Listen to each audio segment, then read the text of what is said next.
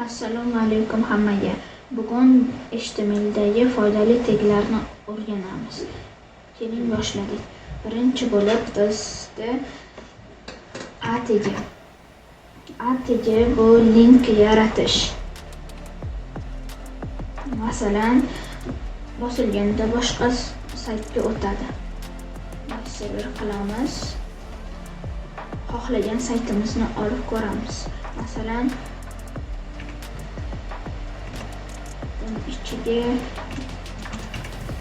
Google yozamiz va Google saytini linkini yozamiz.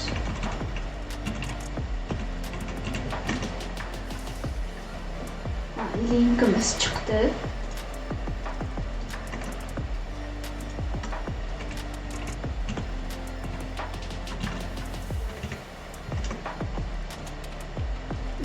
Linkimiz ishladi. Ahrifga atributlar bor. Atributlar masalan target atributi bor. Bu yerga blank qo'yib qo'ysak, bu yangi oyna ochib beradi.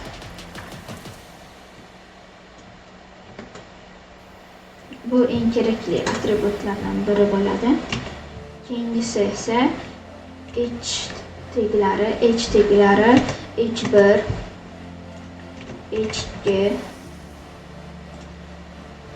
h3, h4, h5 va h6 taglarimiz mavjud. Ular headinglar. Mana bu yozib ketaman.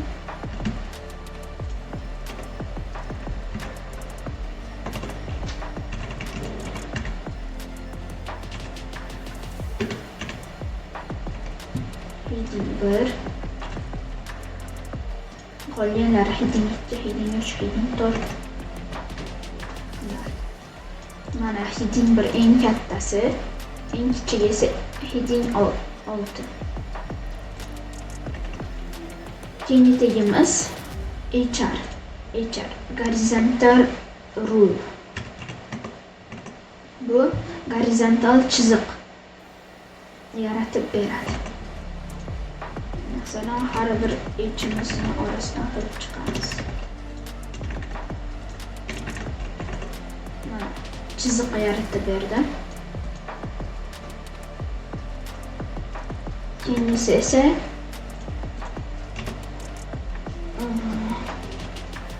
sub tagi. Masalan, p tagi ichida yozamiz.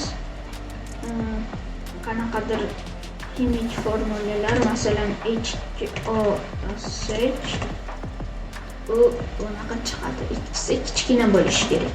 Shunda sub tagidan p ichida ham foydalanib o'tib ketsak bo'ladi. Ikki yozamiz va bo'sh joylarni olib kichkina 2. Sub pastga tushirib kichaytirib beradi. Sub esa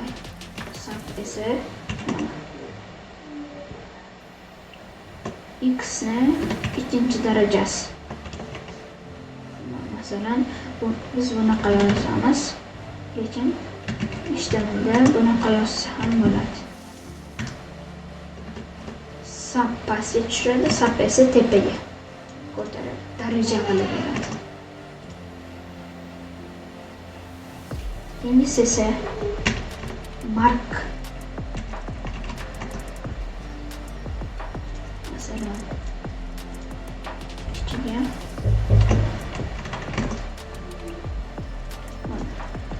buni qanaqadir marketlarda ko'rgan bo'lishingiz mumkin. Mark tagi highlight qilib beradi, belgilab. Keyingi tagi esa del tagi.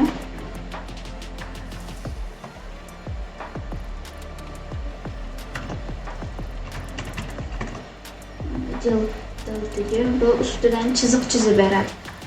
350 emas, $300. Buni ham marketlarda, masalan, Uzum market yoki AliExpress'da ko'rgan bo'lishingiz mumkin. Va oxirgisi button tagi. Masalan, bu tugma. Tugma hozircha hech ma'no qilmaydi. Keyingi darslarimizda o'tgan paytimizda bu kerak bo'ladi. Button.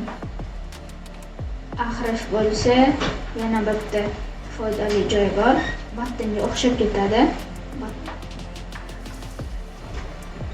Masalan, o'zimizning bitta papkamiz bor. To'g'rimi? Uni ichida index.html emas, boshqa page ochib ko'rsak bo'ladi. Bu pageni ichiga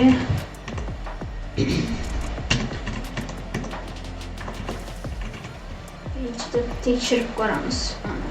Ahrifimizni o'sha pagega qo'yib ko'ramiz. Sizlar nuqta slash qilib page html Google emas, page deb yozib qo'yamiz. Contentni o'zgartiramiz. Page boshqa page sahifaga o'tkazib beradi. Shu bilan bizning darsimiz tugadi. Agar video foydali bo'lgan bo'lsa, like bosishni va kanalga obuna bo'lishni unutmang.